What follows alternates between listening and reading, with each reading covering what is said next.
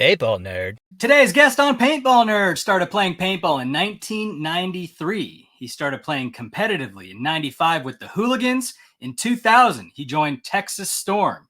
He's worked for National Paintball Supply, Key, and in 2010, he founded Avid Extreme Sports. He's the coach for FSU and Austin Notorious. He's the co-host of the new Coaches Show. Ladies and gentlemen, welcome to the show, Mr. Ryan Gray. What's up, Ryan? Hey, how are you? Thanks for having me. Absolutely, man. Happy to have you. So, what inspired the Coaches Show?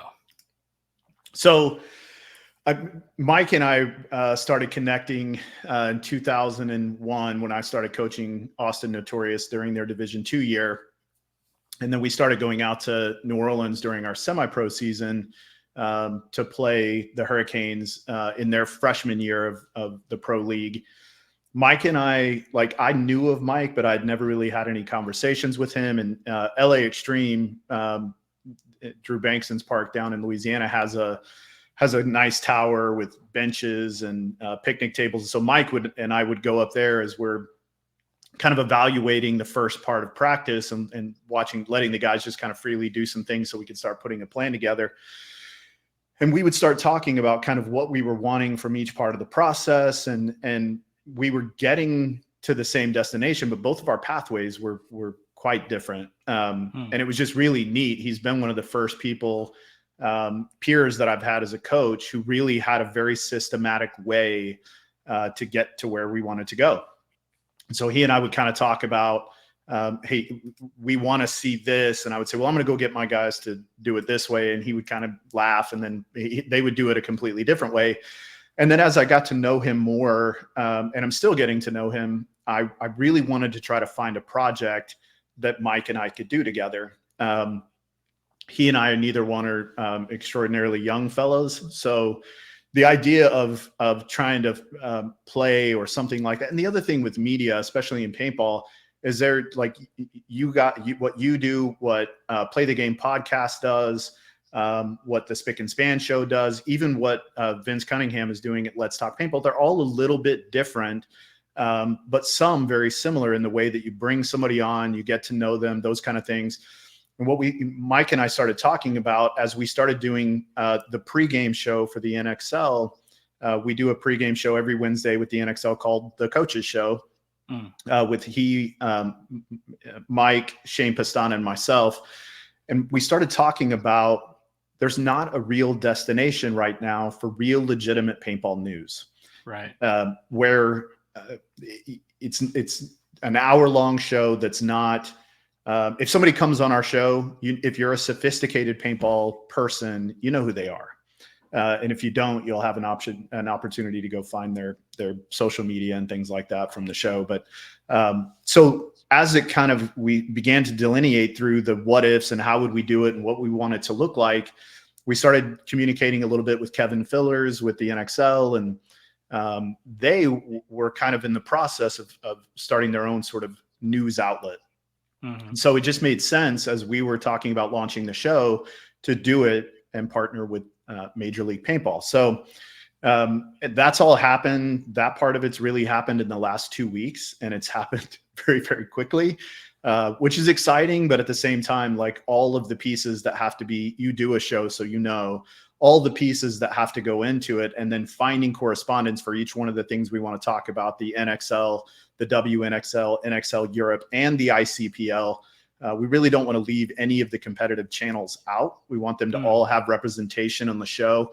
And then Mike and I, so kind of the format will be, bring somebody in, we'll talk to them for 5 minutes. We'll get whatever their confirmed news is.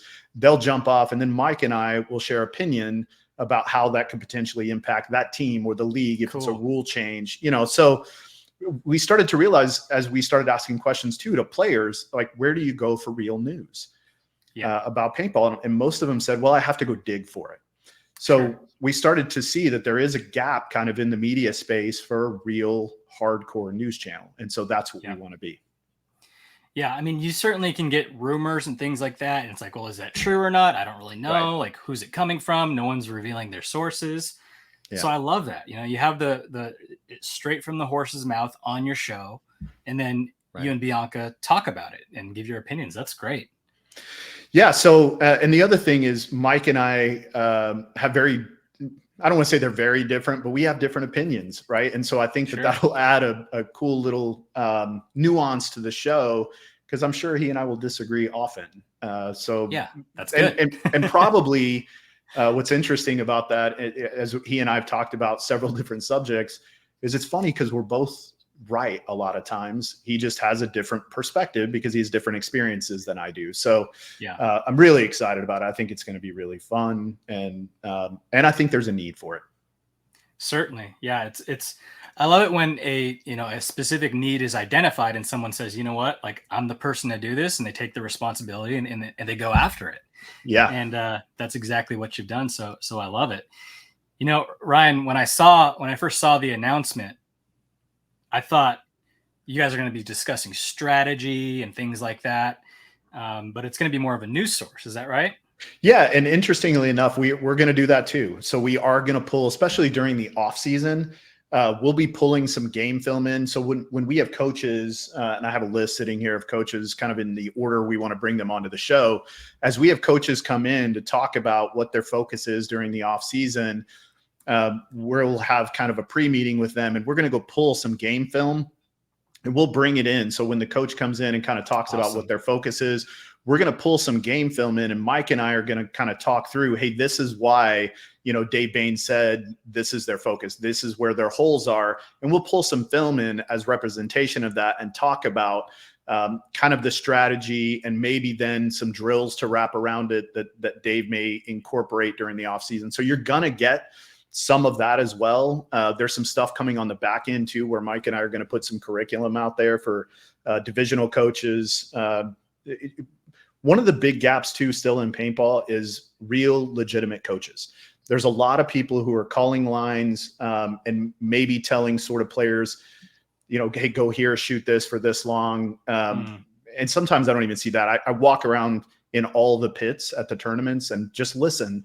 So we're going to put some curriculum together too, to help some coaches during the off season, kind of, number one, identify what their shortcomings and weaknesses may be as a group, and then how to kind of also identify what weaknesses some of your individual players have, and then wrap some coordinated drills in that not only help at the player level, but will also holistically help at the top level as well to the team. So he and I are both pretty passionate about, when we leave here, we want to leave it in better condition than we found it. That's amazing, man. Another need for the paintball industry is the game breakdowns and what happened at the tournaments. After each event, it's kind of like, it's over, on to the next event. And there's not a lot of coverage of, what happened? Why did a team not do well? Why did a team do well? Yep. I'm envisioning this kind of like Sports Center type coverage that you guys are going to be doing. It sounds like it's going to be highly produced. I'm really glad you said Sports Center. So what we'd like the show to be like is more of, Stephen A. Smith calling Cowherd style. But the first part of the show, our focus is more to make it more of a Sports Center type thing. Less about scores, but more about the whys. Yeah. Yeah, this sounds like a paintball nerd's dream, man. I love it. It's funny that you are the paintball nerd, but I would say Mike and I, like before you and I jumped on, I'm going back and watching film from the last two events, and just because we're putting some notes together for the coaches we're bringing on, and I geek out pretty hard. Yeah. I mean, in doing this show, I've discovered that there's, I may be the paintball nerd, but I've discovered there's certainly bigger nerds than I am, which is great. So Ryan, how do you think this show is gonna impact the paintball industry as a whole, specifically on the media side? Yeah, so our hope is that it can grow and kind of manifest into something where you can get more news outlets will become available, right? So we when you're looking for sports news, every newspaper, every digital paper out there, they all have their own take, they all have their own scoop, and there are a lot of smart people in paintball. I know that may sound weird to most people, but there's a lot of smart people that have fantastic perspective. And again, we're talking about kind of nerding out. Like, I love getting into real conversations with, Skinny Kevin and I, when we were in France, with the USA teams, he and I got a decent amount of time to kind of talk through some of the things that we see in the league and teams and strategy and coaches. And we probably nerded out for a couple of hours while we were standing in front of the Eiffel Tower, just talking nonsense. But what I'm hoping is that more people will kind of jump on the bandwagon to do less, not less, that's not the right word, but to create more content that can be real, less on conjecture, more on reality, more on fact, and really data-driven information, if that makes sense. So one of the things that Marcelo and Tyler have been talking so much about on their show that I 100% agree with is we need real data. We need real stats, right? So I'm hopeful that, and really I'm hoping Major League Paintball kind of dips their toe in that and really helps that come along, because without it, I don't believe that we can have a legitimate, real conversations about what occurred until we can start breaking things down from a data perspective. Ryan, I think that's paintball. One of paintball media's biggest challenges is correct statistics, because you can say so-and-so is the best player. This person's the best player. This person had a great tournament, but you don't have the facts and figures to back any of that up, really. Totally. And the reason for that is because stats are hard to aggregate in paintball. It's like, did this guy shoot that guy? Did he get shot by this guy? Who actually shot him? And, I don't know how that problem is solved. Well, I think like every other sport, there can be things like like in volleyball, my daughter plays volleyball at Tufts University in Boston. And so we keep up with the stats because, again, I love data. Like you can get half a point for something. So like if there's a question about who potentially shot someone because there's two guns shooting through the same hole, they could each get half a point. So, or half credit or whatever, however the point system works. But I do think there's a way to do it meaningfully. It doesn't have to be 100% accurate, especially right now. If we could get 95% accuracy, that would be so much better than what we have now. How many people do you think we would need to track stats to get them 95% accurate? 5. Okay. So maybe one person in each corner of the field, and where's the fifth guy? Yeah, I think you can do it from like a guy in each stand, and then where the camera guys are on the back corners of the field behind the snake. I think you can have 2 there, and you have one guy who stands right next to the ultimate judge in the middle. So I guess the obvious challenge with that is how do we pay these people collecting stats? That's always the hard part, right? About anything in our sport is where does the money come from, right? And that's why I'm saying I hope that Major League Paintball, which seems to be really healthy, right? They've really reinvested in the prize package, like at World Cup this year. It's massive. It's by far bigger than I think it's ever been. So the league seems to be really healthy. So I think now it's about having discussions like, if now the league is in this type of financial health, what are the things that maybe some of this money could be used for better value, right? Like I think the prize package is investing in the prize package is really good because that money goes back to the players. But if one of the prize packages was 25, or you took $500 out of each one of them to pay these people for the weekend, I know it would be worth it for me. Yeah. So, well, I think it'd be worth it for the sport as a whole, because like we talked about earlier, it really legitimizes the conversations around who's doing well and who's not. Certainly. Yeah. It takes all of the kind of ambiguity around conversation. When we talk about how good we think somebody is, again, I think this person's really good. Like I've seen them do these things. And what I see a lot as a coach, especially with some of the players who are touted around the league, and I want to be clear that there's incredibly talented guys in the league, and I'm not grouping them all together. But when I hear somebody say like, hey, this guy's really good, you should go watch him. And when I watch, I may see a player who out of 10 points, 2 of the points played like an 8, and the other points he played like a 4, right? Yeah. And if we had data, we could just look it up and say, nah, that guy's, he's got survivability problems. He gets shot off the break a lot, whatever the case may be. But right now, everything we talk about is just, it's all this real ambiguous kind of macro overhead looking stuff. And I don't love that. And again, Mike and I are hoping that what we're doing will help to drive kind of the continued push and so that the right people can hear, hey, we need this. Like, we need it. Yeah. It's not like we want it. We need it. Yeah. And, you know, a lot of times when people talk about their favorite players, it has a lot less to do with how many people they shoot and more so about the feeling that they get when they watch that individual. Sure. Maybe it's the ag factor, right? They look cool. They got a great style.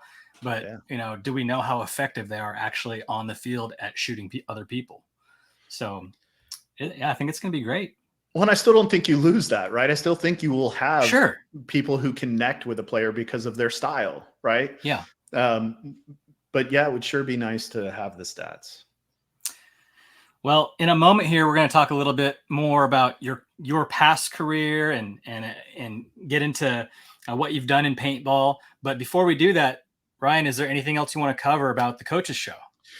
Yeah, it's really important that kind of everybody understands, like, the more we can legitimize what Major League Paintball is doing as a community, the better the inward look to who we are to outside sponsors.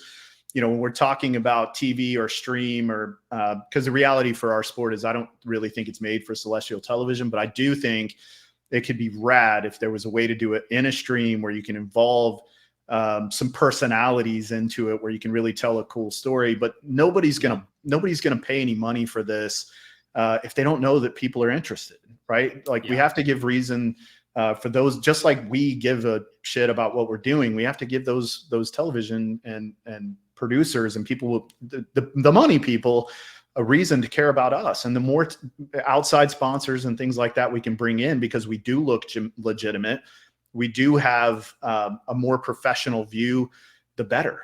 So make sure you go subscribe to Major League Paintball's YouTube channel. The more people we can get on there, the better. Go like the Coaches Show on Facebook. I'm almost done with the Instagram. We'll have our website up hopefully in the next 10 days, where you'll be able to get a lot more content there as well. That's also where we'll launch all of the kind of training materials and curriculum that Mike and I are going to put out at a later date. But, you know, most importantly, and also feel free to give feedback. You know, you can hit me up on Instagram, or if you have my cell phone number, you're welcome to text me. Don't call me. I won't answer the phone. But we want feedback too. Like, we want to know what people want to see. But again, from a news perspective, we don't want to mimic the other shows that are out there, and we don't want our show to become that. But if there's things that people want, and again, inside, high level, we will probably here and there do some really mild coverage of some regional things, but for the most part, we're sticking to what kind of falls under the Major League Paintball umbrella. So any of those kind of things that people want to see, they want us to talk about, we want to know. We're not going to interact with our fans during the show and those kind of things, but you know, if there's things that people want to know, make sure to comment on the videos and just tell us, hey, we want more of this, or we don't want that, or whatever. And if we're not passionate about it, we'll cut it. So, you know, we're kind of in this interesting climate in paintball where we have a fantastic opportunity to get more mainstream. And the reason for that is because network television is near obsolete. Absolutely. Why try for a TV deal? It's irrelevant. I don't even have cable, and most people I know don't. So there you go. You know, what's really important is streaming services and the internet, getting it out on the internet. And how do we get more people to watch on the internet? Well, you make people care more.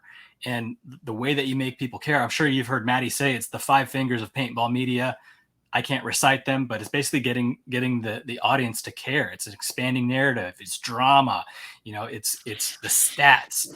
So with you guys incorporating that, I think we have a real chance at getting more eyeballs in paintball on the internet. And then, you know, it doesn't have to be some major thing funding paintball or outside sponsors. It could just be people sponsoring the program itself. So this could be the start of something huge for paintball. We're hoping. Yeah. Yeah. Well, Ryan, let's talk a little bit about you and your career. How did you get started with coaching? Yeah. So my path into coaching was a little bit odd. I say odd, but probably now it's not. It's probably the way most people get into it. I was retiring from playing in 2006, and San Diego was my last event with the MPPL, and Texas Storm had made a decision like in 2000 and 2004 that we were no longer going to play in the PSP events. We just didn't enjoy necessarily the X-ball style. We liked 7-man.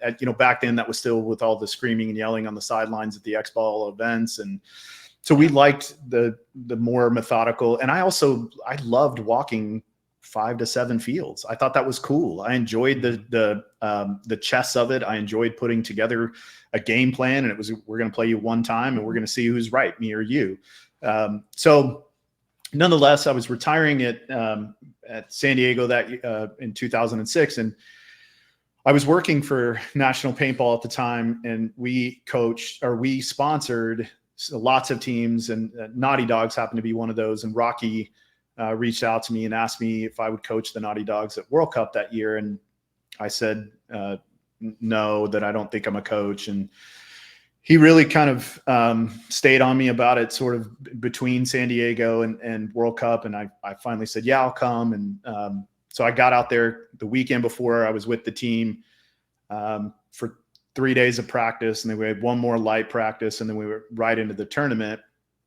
And the team, and I didn't know this going into the event, but the team had never done better than 8th.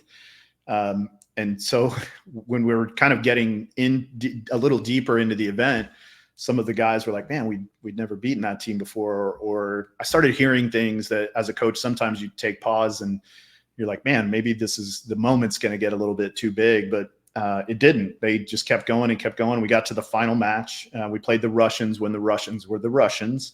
And anybody who remembers paintball back at that time, Fedorov, who I nicknamed the Dream Snatcher,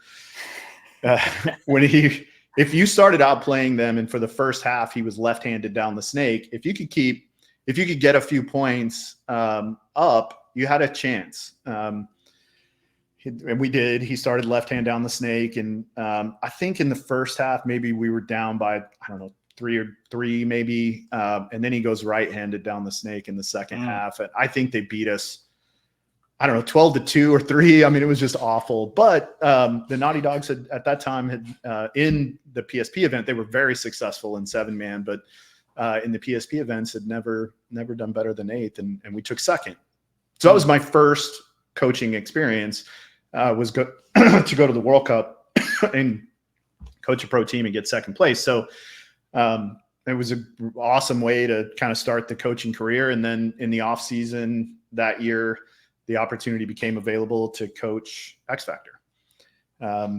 Alex and I had lots of conversation, and I went down for kind of a trial run in January and ran a practice. And at the end of the practice, he and I think Dixon and somebody else was a part of the conversation, but just kind of came over and said, hey, we'd really love for you to stick around if you want to. And I said, yeah, let's do it. And so started coaching them in 2007. We had a lot of success really early. I think we took 8th, 3rd, and then won Chicago that year. So it came on really, really fast. And then I think a lot of the guys, once we won an event, really felt a part of, and the work began to be secondary to the title. And I was living in Dallas at the time, and I'd drive down to practice. And this wasn't through 2007, the guys were still pretty focused, but early 2008, I'd drive down to practice and there'd be 7 guys there out of the 10 or 11 that are on the roster. And so I did that a couple of times. And by the end of 2008, I'd had enough and walked away. Well, there was a little bit more to your start with X Factor, right, than you mentioned, because I remember in Best Kids in Texas, you talked about someone saying, hey, we'd like you to tell us, who's playing good, who's not. And like, no, if you want a real coach, I'll coach you, but I'm not going to. Yeah. So Dusty and Devin Odell and Colt Roberts had played with me on Texas Storm. And so they came over at World Cup while I was coaching the Naughty Dogs, and were like, hey man, you should come coach us next year. And you can, we really need somebody who tell us, who's playing good and who's not. And I kind of giggled and was like, man, I have zero interest in that. Like, if you want a real coach, like I'd love to come and let's see how it works. And it's funny, like I'm in my very first coaching kind of role with a team for one event. And here I am thinking I'm, a legitimate coach and saying, if you want a real coach, like I'm a real coach. Well, you had a track record already. I did. Well, and you know, Dusty and Devin and Colt, when they came to play for me, they were good, but they were, you know, in today's terms, Division III guys, you know, Division IV guys, and we were playing pro and semi-pro, and they were, so I kind of brought them along. So, but it was interesting that that was kind of their view at the time of what coaches needed to be, because at that time, you got to remember there were only a couple of teams that really had real coaches. The Russians really are the ones who kind of turned on the spigot of, hey, not only do you have to have really good players, but you've got to have a fantastic support staff, which includes a coach and pod people and, you know, really a team manager. I don't know if you remember Big Alex that used to come with the Russians, but like those guys never had to worry about anything. He would take care of everything. Yep. And they were really the ones that kind of made that a thing. So yeah, the first conversation I had with X Factor, or at least with some of the guys, that didn't go well. And then, but Alex and I, as soon as we started talking, and I kind of told him, hey, when I'm there, like the team is mine. Like you're the owner, and he's a fantastic owner, maybe one of the best in paintball history. But he kind of was okay with it. But that's really where the test, why don't you come down and let's test it out. Let's test the water and see how it goes before we really jump in with both feet. So yeah, it was interesting when they asked me that. Well, you had an amazing career with X Factor. You've created a lot of memories. Yeah. Tell us about a memory that really stands out for you. Yeah. So winning that event, you know, if we're just specifically talking about X Factor, winning that event with them was amazing.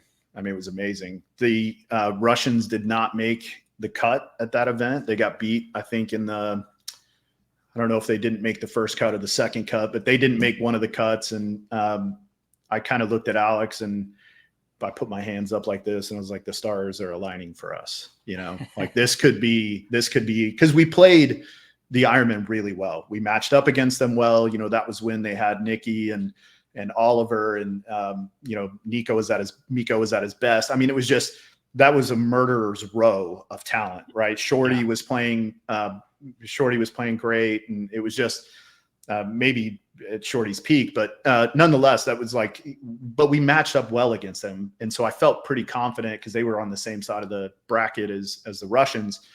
So I felt pretty confident, like if we can get to them, we got a really good shot. And sure enough, it worked out. So from my time with X Factor, that was definitely the best memory I had with them. It was pretty amazing. As a player, we went over in 2004 and played Malaga, Spain on the beach, and won that event. And that was unbelievable because it was kind of silly. Like it was very,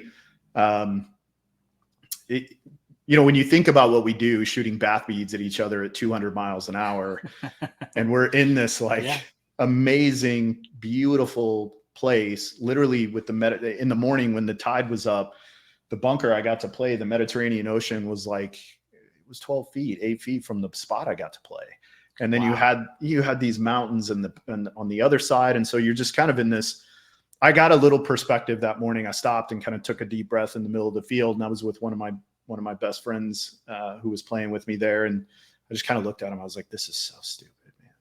This is so dumb that like, this is what we're doing here. But, and it was just we had a great time. It was an incredibly fun group of guys I was with, which also helped. But that was my best memory as a player for sure.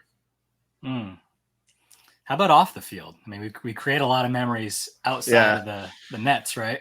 Sure. Yeah. If I got to keep it PG. No, you don't. But just not, don't go too crazy. Don't get anyone in trouble. Yeah.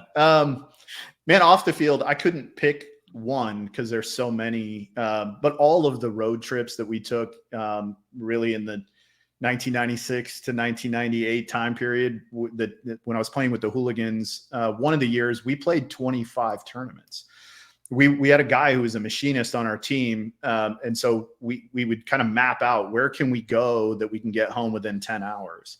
And we would leave some of these events at 6 p.m. and drive 10 hours to have him at work at 6 a.m. the next morning. Jeez. And so it was just, but those road trips with the team were just, we had so much fun. We played the last Jim Lively event that he had in St. Louis. It was one of the events we got to play, and it was the road trip there, one of the guys flew in. We're going over to pick him up from the airport, and like this Jeep pulls up with 3 girls in it, and they're literally like leaving their job. They're from a club. And so they pulled up next to us, and one of the guys, Vince Thompson, like opens the van door and starts chatting them up, and they all flash. And, you know, keep in mind, we have been up all night driving, right? So we're like punch drunk and silly. And but there's so many of those things too. Like the X Factor guys always did silly shit in the cars. And I think, in fact, in BKIT, Ryan Brand talks a little bit about it. They were not kind to rental cars, and they were also just a bunch of goofy, fun little kids. And so that at that point, I was probably, you know, 10 or 12 years older than those guys. But it made me feel young and youthful, and it was a lot of fun. And then I've had with Austin Notorious, I've had some amazing experiences getting to know them. And the first event that I went and coached them in Virginia, where I got to kind of get to know them a little bit, it was also really special. There's probably not a ton of people who know this about me, but I'm an alcoholic, and I had literally only been sober at that time a couple of years, and I'd stayed away from paintball, not because I didn't want to be involved, but I just didn't really. I had opportunities to come back, but none of them were really exciting, including that one. I told Mark Franz no many times before I finally said, yeah, all right, I'll come meet him. You know, I'll come watch, and we'll see how it goes. And when I started to see some of the talent that was there, like I had another one of those kind of like weird aha moments where, like, man, I think this group could be something. Like, I think there's enough pieces here. They're watching them kind of with their guns and how they played together. I was like, man, they're D2, but they kind of play like individually, not as a group. As a group, they played like a D2 team, but individually I could see a lot of pieces there that I thought we could find some success with. And then I went to Texas with them, and we did not have a fun event. I don't know what it is about Texas with these Texas guys. They just they're terrible in Texas, but had kind of a weird event. But again, I got to meet a few of the other guys that weren't at the Virginia event, and saw a few more pieces. And then, you know, with winning the World Cup last year, that was the very first time I'd ever won the World Cup. I have, I don't know, 5 or 6 seconds, but I have never won it as a player or as a coach. And so to win it, and to win it in the fashion we did, to also win the series by 1 point, and to do it pretty dominantly, you know, like Paintball Fit had been a team who had our number pretty much all year. Like, we played them 2 or 3 other times, and only one time was it close. The other times we played them, they beat the shit out of us. So to play them and win that match in the fashion in which we did was like, if you look in the background on Go Sports, I'm standing kind of still in the pit, and I'm texting my wife, and I'm telling her, like, okay, because I've won the first tournament of the year, I've won the second tournament of the year, I've won the third tournament of the year, and the fourth tournament of the year, but I'd never won a World Cup. So it was kind of a nice way to sort of get the sweep. And then, 30 minutes later to find out we won the series, because I didn't think we had a chance to win the series. But to find out 30 minutes later that we won the series, it was just incredibly special. It was really special. Which one of your players do you think is really dangerous? Someone that people should look out for? Yeah, Markey. Markey's by far the most dangerous. No, I shouldn't say by far. Markey's the most dangerous player on the team. He's creative. He's incredibly intelligent. He navigates around the field really well. He sees openings, finds pockets. He's a little bit. There's another thing Mike and I kind of laugh about, and Skinny too. He and I were talking about, if you watch a player who makes dynamic moves and does things and gets away with, a 3-pack that's still in like a 5-on-5, right? It's somebody who makes this really ballistic, very creative looking move. 9 times out of 10, it's a mistake. It just worked out. Yeah. Like, really, it's a mistake. He just got up and ran. Yeah. If you'll watch sometimes when some of these guys make these moves, they're putting it together.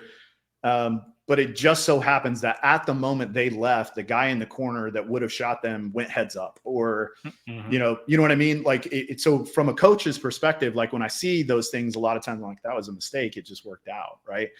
But Marky's kind of that way. He'll do some things that you shouldn't be able to do. You know, when we were playing Paris, the Drew event, the last one in Europe, Marky had 4 or 5 moves that were, again, you shouldn't be able to get away. He won 2 or 3 3-on-1s in one tournament, not like in a year, like in one tournament. And so Marky is the most dangerous guy on the team for sure. Yeah. What about in the league? Who's your favorite in the league? Oh man, I have so many. It kind of depends on which point in the game. You know, I still think Mouse is if it's a snake heavy field, you know, I think the last event looks a lot different for Diesel if he doesn't hurt his back early in the event. Of course. Because he's so dynamic in the snake and he's so smart. Dorito guys, I still think Ryan Moorhead is one of the most dangerous guys. Fedorov, when he's over there, is pretty dangerous too. If the first guy in the snake is dead, Tyler Harmon is, you know, for being a 2 on that side is definitely, he's the most dangerous guy who's coming in second. I think, you know, it could also be Colt or Meter, depending on how they set up. Late game, it's Marcelo, you know, is probably the best late game guy. I mean, he's incredibly creative and he's smart. When the guys are running down the field, you can see him take a deep breath and he knows, like, I'm going to be the guy alive at the end of the game to hit the buzzer. But we're in such a cool time right now because there are so many guys that I could talk about. I mean, there's several of the NYX guys that I think are really blossoming into being, you know, top tier guys. And it's going to drive me nuts that I don't remember the guy's name. The dude that has the dreads kind of starts a middle back and then works his way out. And it's funny, I was just looking at all these rosters earlier and I already forgot his name. But I think he's somebody everybody should keep an eye on, because if he would play with the kind of confidence in the middle of the game that he plays with at the end of the game, he'd be insanely good. He's already insanely good. He'd just be that much better. So, and of course, the Hurricanes have 3 or 4 guys that I think are just unbelievably good. They're all good, but they have 3 or 4 that are just ridiculous. Drew Bell is probably he would be, in my opinion, kind of right next to Marcelo as far as like an in-game guy. Like if I want a guy alive at the end of the game, Drew is so good. He doesn't miss very often. He's incredibly smart. He doesn't make a lot of mistakes, rarely gets shot out of his spot early. I mean, Drew's really, really good. Really good. I think Mike Bianca has a lot to do with how the Hurricanes are doing. You know, I think it feels like they're just right there, you know? Absolutely. Yeah, I would totally agree with that. Mike is, and again, philosophically, what he wanted to do with the Hurricanes and what he's done to get to where he wanted to go is certainly impressive. And he is, the way he kind of talks with them and probably what makes him so good. And they've got some guys who are experienced. You know, Drew played with Avalanche. He played with the Rocket Kids back in the day, if you remember that team. Yeah. Same thing with Britt and the Stuart Ridgel. Those guys have been around a long time. But to hear him, the conversations he has with them, and the amount of respect that they have back and forth, Mike has done a fantastic job. And I wouldn't agree more that he's a big part of that success, for sure. Because he is very analytical, very data-driven.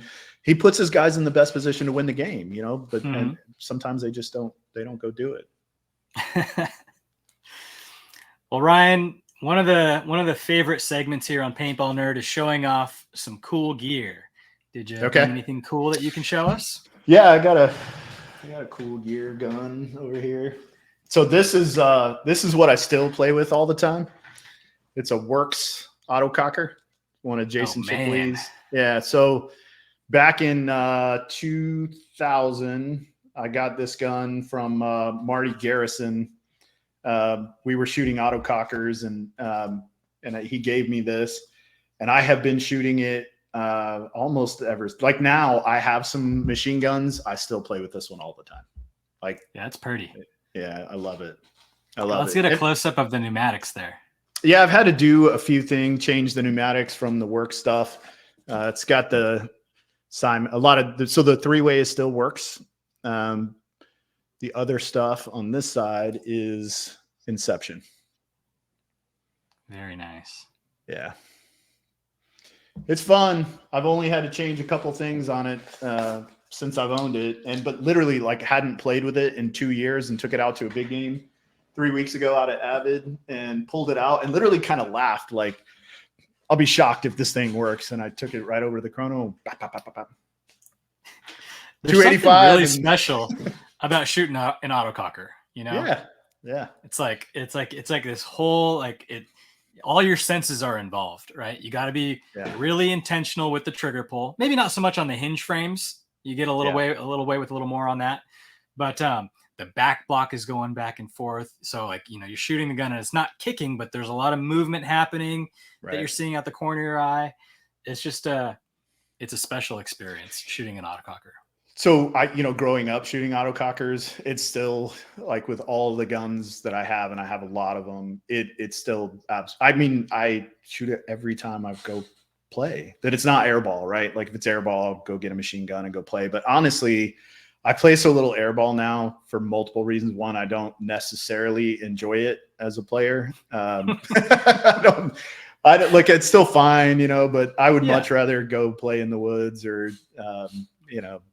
hyperball. I love hyperball, so I'd much rather do those things. But I do have a couple of things that are in my my storage that are really special to me. I have in 1997 group of guys, and I went out and reffed the World Cup, and that was the year that they launched the Angel. A couple other things came out that year, but Sandana they started making like hoodies, like a legit pullover player top. And so I bought one and I still have it. And I've had guys offer me $2,500 for it, but I know what they want to do to it. Chop it up. They want to cut it up and make headbands. And it means more to me, even sitting in my storage unit, than it does to let somebody take it and cut it into pieces. So, well, if you're ever in a pinch, then you got $2,500 ready right there, If I'm ever in that kind of pinch, like something really bad has happened. Yeah. So. Yeah. Something really bad has occurred.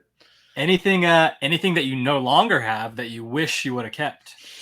Yes. The very first Texas Storm Intimidator that we got when we first started that relationship with Bob, we went out to his house to have a practice with the Ironmen, and I think they were Oakland Assassins at the time, but we'd gone out there and he kept telling me, "Hey, I'm gonna have a surprise for you when you get here." And at the time, you remember the GZ gun came out at Mardi Gras, which was right before the first PSP event, and so we get out there and he like shows us this body that looked really cool, except for the thing on the top that was supposed to be a tornado that looked like a carrot.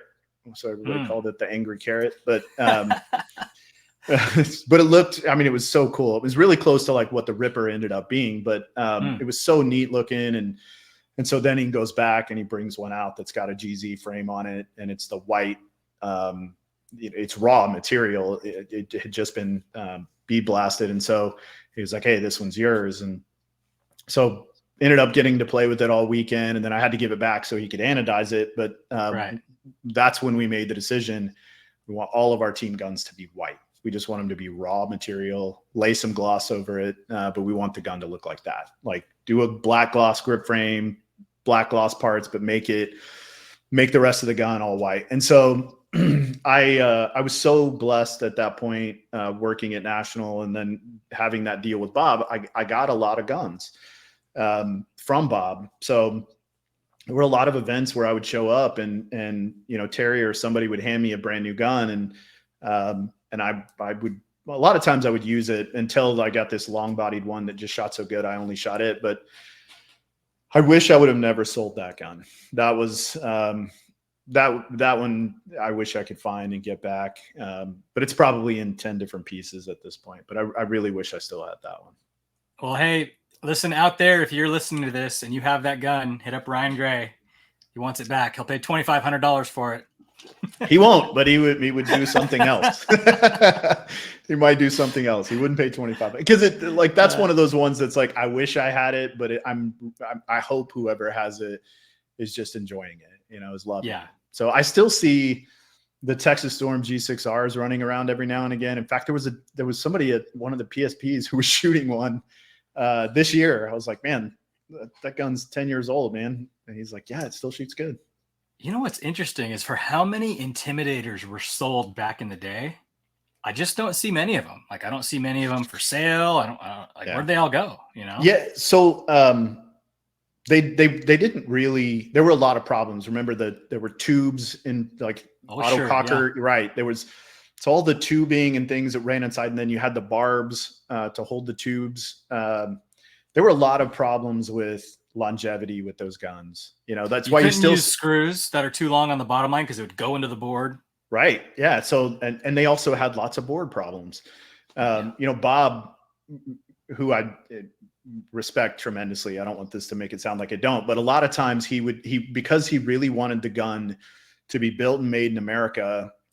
Sometimes he would sacrifice some things that maybe shouldn't have been sacrificed to continue to work with people that he wanted to work with. So there were a decent number of problems with the longevity of those guns. Like if you shot one for 3 to 5 years, it was fine. But beyond that, especially the ones that had those polycarbonate bolts the bolt would wear out. You'd have to put another one in it. And then if you put a really hard bolt in it, sometimes the aluminum then would begin to wear it. There became a lot of problems with them. So I still think from a tournament paintball perspective, it might have been at its peak was probably the nastiest gun on the planet. Well, they were the Angel killer, you know, because Angels were the predominant gun in tournament paintball, and then the Intimidator came out, but it didn't like make a big splash because it had the big goofy grip frame on it and all that, and it was, you know, a tall feed neck. And then I believe it was the GZ Intimidator that kind of like slimmed everything down, and it had a 45 frame on it instead, and just like the single reg on the front instead of the dual thing on it, and then people started using the Intimidators, and they shot straighter than Angels. They were quieter, they were better on paint. Yeah. So you know, that's what kind of kicked off the arms race to create a better paintball gun, you know? It's funny you're mentioning like that original one. So when we went up to do a Christmas party with National Paintball and Bob, and there were several people there that were like, at that point, National Paintball really, it was a family. Like all of the vendors, like Rose from Unique, and like everybody was just a part of this big family. And so when we would have celebrations, like all of those people would come in, you know, Indian Creek and Indian Springs and Air America, and you know, they would all show up, and so Bob brings this gun, and Chuck Hench was working with us at the time, and so me, Chuck, Avery, Amaya, and a few other guys, we went out and played paintball. Bob wanted to play, so we went out and played paintball, and he pulls this monstrosity out of his bag that is like this. I mean, the gun is like, without the tank, you know, it's like this tall, and it's got that silly thing on the front with the dual regs, and then the, you know, big long reg hanging out of the bottom, and the feed neck was like that long. I think it was like a 2.5 or 3 inch feed neck, and he pulls this thing out of his bag, and you know, jams a halo on it, and then sticks like, you know, it's Bob, so it's like a 114, so the gun weighs like 45 pounds, and then it's like this tall, and he's like, this thing's going to revolutionize paintball. And we kind of laughed, right? We kind of giggled at it. And then he pulled a couple others out, and we shot them. We're like, okay, it shoots, right? It's a cool gun. And then when he started sending kind of images of what the GZ gun was going to look like, we're like, all right, that we can sell, right? That other thing that you had. It had eyes. It's the first electronic gun with eyes. Yeah. Yeah, it was awesome. It was awesome. Ryan, what advice would you give to players that want to reach the top? Yeah, it's a great question, and I get asked that a lot, and my advice is the same every time. Like, if you're a player at a local field, find the best player at the local field, play as many one-on-ones with them as you can. Watch as many videos. Like if you like a player style, we kind of talked about this earlier, because we don't have data. Maybe you just like their style and you don't know if they're good or not. But if they're on a top team, they're probably really good. So find players you like and watch how they play spots, right? One of the big things I still see, and it's crazy to me, but with all the media that's available at this point, that to watch players address bunkers, and be sideways in a can, right? They're, shooting across their body with their shoulder against the can. It's like, what if you have to shoot the other way? You need to be square to the spot, toes up underneath, knees in it, backed up, and learn how to play it correctly. But find people at your local field that are the best player there. Ask them to play one-on-ones with you. If they won't, tell them you give them paint. Do whatever you can to try to play against people who are better, and then find a field around you. And now, and I'm spoiled because of where I am. We have like in Texas, we have Paintball Fit, Giant, Outlaw, San Antonio or the X Factor Paintball Park, Houston Zone, Legend. I mean, there's just a barrage of paintball parks that all have pro or semi-pro teams playing there. It's so, if you're in a market like that, it should be really easy. Go get involved as much as you can, play as much as you can. And it's funny, like people all the time think that, they have to go out and shoot a case of paint or 3 cases of paint in order to get through what they need to get through. I promise that if you find somebody at the field who knows what's going on, they can probably give you 10 or 15 different drills that you can do with a bag of paint, bag of paint. You don't have to go out and shoot and shoot and shoot. If you suck with your left hand, go out and play every spot with your left hand and shoot targets. If it doesn't matter how fast the gun shoots if you can't hit anything. So watch players play, learn how to address the spots correctly, begin to understand philosophically what paintball is supposed to look like as a player, and then be where your feet are, right? I say that a lot. Be where your feet are. Don't try to jump into concepts that you're not ready for. Don't go, if you should be playing 3-on-3, play 3-on-3. Don't go play 5-on-5 just because you think it looks cool. Play 3-on-3 until you can shoot the gun well, address spots well. Then go jump in, play some 5-on-5, but continue to do the drills that you're supposed to be doing. When players begin to get better, it's like a bad diet is really what I kind of connect it to. You eat good for 3 months, you drop a little weight, you begin to feel good, you go to the gym, things start to get good. And the thing that made you feel good is the thing that you stop doing, right? Yeah.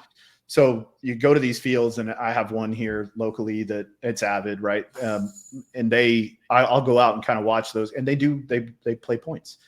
I went out and did on a Wednesday night, I went out and did this like real quick tournament prep kind of clinic for them, where I kind of explained a little bit about how I help teams prepare for tournaments. And they had played this layout the weekend before, and I walked into a spot and I said, "Can you make it here off the break?"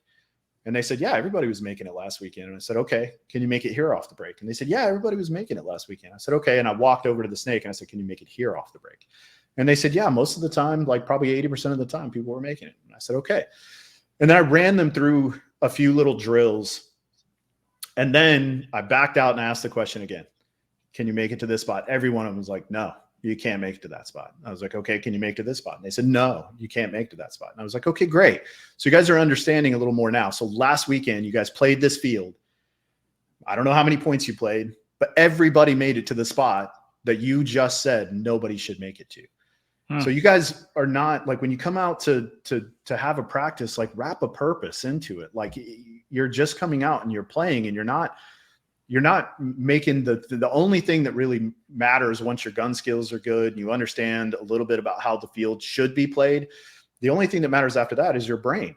You have got to exercise your mind, and you have to begin to understand how you're going to prepare. If you have ambitions of making it to the top, it's so much more mental than it is physical. There's a lot of physical that goes into it, but all those guys were good with their guns probably 5 years ago.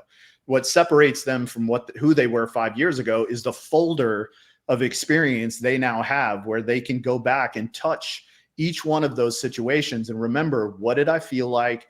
What decision did I make? Did it work? Did it not work? And am I going to make the same one now, or am I going to change it? Or do I have a file in there that says the last time I was in this situation and I felt like this is the decision I made and it worked, and they can go grab it now, and that's what they implement, right? So really the best advice I can give, though, to go back to your question, and I apologize for that being a long-winded answer, but the best advice I can give to new players is play as much as you can, but wrap a purpose into it. Understand these are my deficiencies. These are the things I'm going to try to get better out. So today, when I go to the field, that's all I'm going to focus on.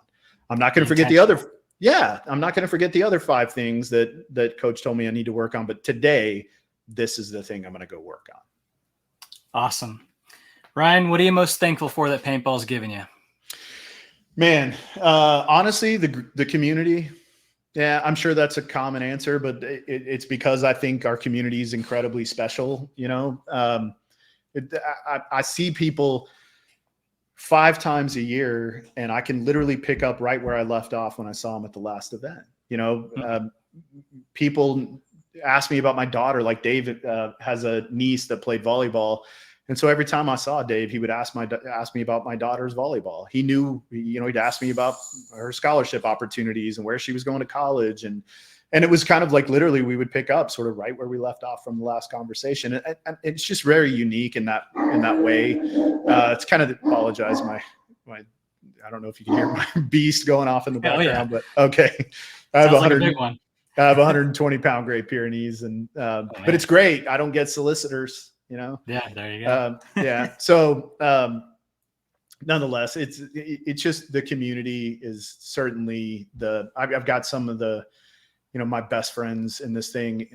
You know, when I started playing in 1993 and then started playing competitively, the guys I played competitively with, 2 of them I'd known since I was 4 years old, you know? So I kind of brought my community with me. And then when they stopped playing, it kind of left a void for that, but the other people in the community pick it right back up. You know, it's just really special what we have. You know, sure. I'm not even, you know, I'm not a player anymore, but I don't feel as much. I don't feel any more disconnected as not being a player. I guess that's the wrong way. I don't feel any more connected or less connected not being a player. You know, Sasha, this guy down in San Antonio, I was on another podcast and I was talking about how you can be a part of without being a player. And he came up and told me at the last event, made me kind of emotional, but he was just like, hey man, I listened to that podcast and it dawned on me, like, just because I'm not playing doesn't mean I can't come. Yeah. Like these, you know, teams still need, you know, pod runners and help in the pit, and I can still be a part of. The only thing that separates me is me. Yeah. Right. So it's just such a neat community. And I've met some of the most loving people in paintball. Dan Shelley this year, he and I've really gotten connected as he's come on to do some photography. Yes, man. He's just, him and Amanda both, like you know, at every event I find myself, you know, we talk for probably an hour, just catching up with what's going on with family and those kind of things. And I love that he's come back into the game and figured out a way to participate in the way that he has. And what he adds is meaningful. You know, those still moments he grabs are, you know, I've seen a lot of talk recently on social media about photography being a thing of the past, but to me, it's not. You know, I still think those moments that they capture are so cool, especially with the way cameras work now, and they get the paintballs in the air and the, you know, a little bit of spray right next to, you know, this far away from someone. It just adds such a neat perspective. So for me, it's definitely the community. And honestly, now, you know, sobriety, it really helps with my sobriety. It's funny when I say that to some people, they're like, this helps. Like, I would think you'd be, I think you'd be stressed out, especially with a young team like Notorious. It's and I've been so blessed, you know, to have the groups that I've had to work with. You know, it's funny when I talk about things that I've done as a coach, but the reality is I can, with all of the success that I've had, it doesn't matter what I say if the guys don't buy in and do the work. Right. And I've been so incredibly blessed to have the groups that I've had. And this journey with Austin Notorious has certainly been storybook, you know, to take a Division II team immediately win the Division II title, then win the semi-pro title in the very next year, it's a cool ride. It's a great story, and I'm excited to have been a part of it. Awesome. Well, Ryan, man, thank you so much for your time here. Is there anything that you'd like to part with for the paintball community? Yeah, do what you can to help it grow. And that doesn't just mean participation. One of my biggest kind of pet peeves when I go to the tournament is guys walking around kind of smoking cannabis and, sort of doing their thing, which is fine, right? I'm not saying I care whether or not you smoke it. But like, keep in mind that, we have eyes on us from people on the outside. And if you're walking through an area, especially in the pits, like that's to me a big problem. Like if you're in the pits doing that and you're literally like right behind a pit, number one, all the guys in the pit may not want to smell it. And the other thing is we have people watching what we're doing. They're watching us. So find your way out to the parking lot or off to the side. Like, just don't do that right in the pit. And kind of the same thing with booze and those kind of things. Like the Tin Man field, if you're over on Tin Man, do whatever. It's the Wild West over there. Have a ball, have a blast. That's what that's for, right? Have a blast over there. So, but like when you're walking around the tournament, especially keep your eyes up. If you see Tom or Kevin or one of the guys, wearing a Major League Paintball shirt and they're walking with somebody who doesn't look like they belong, the reason is that they don't, and they're probably there to see who we are and what we're all about. And we need to put our best foot forward and make sure that we're representing the things that we love about our game, the community, the things we just kind of talked about, the community, the competitiveness, the environment and atmosphere at an NXL is just, those are the things that are exciting. And then we have this amazing cast of characters in the players that we need people on the outside world to see who they are. Like if people will begin to play the tape and play it all the way out and understand that if we can find a way to get this thing on any kind of stream where we can tell the story, and we get to dictate what it looks like and how it's going to feel. And what I mean by that is not that any of us are going to be the producer. What I mean is you have an opportunity to be able to paint the picture for the person who could potentially be the producer, who could potentially be directing how the cinematography works. If we can get that out there, we're going to find ourselves in a position where one of those marketing people are going to be walking around and they're going to see and hear somebody and they go, man, that person carries themselves well. They speak well. They look the right way for my product. I need somebody to represent my brand to this market. And now we have somebody getting paid by somebody who's not a paintball company, bringing real viewers, right, eyeballs onto our game, but they're not going to be really excited about that if the product that they see is messy. And I just mean like guys walking around like it's the Wild West. Like we have to remember we have a responsibility to this thing if you want to see it get there. And if you don't, keep doing what you're doing if you're just there to have a blast. But if you want to see paintball grow and you want to be a part of the solution, then just be cautious of that. Represent it well. Yeah. Look at it like something you would want to buy if you were going to put something on TV. Yeah. I say TV, awesome. But old man TV is different than today TV. In front of eyes. Get it in front of eyes. Right. Yeah. Awesome. Thank you, Ryan. Well, thank you, man. Again, I appreciate you doing this and put me on. We're so excited about the Coaches Show.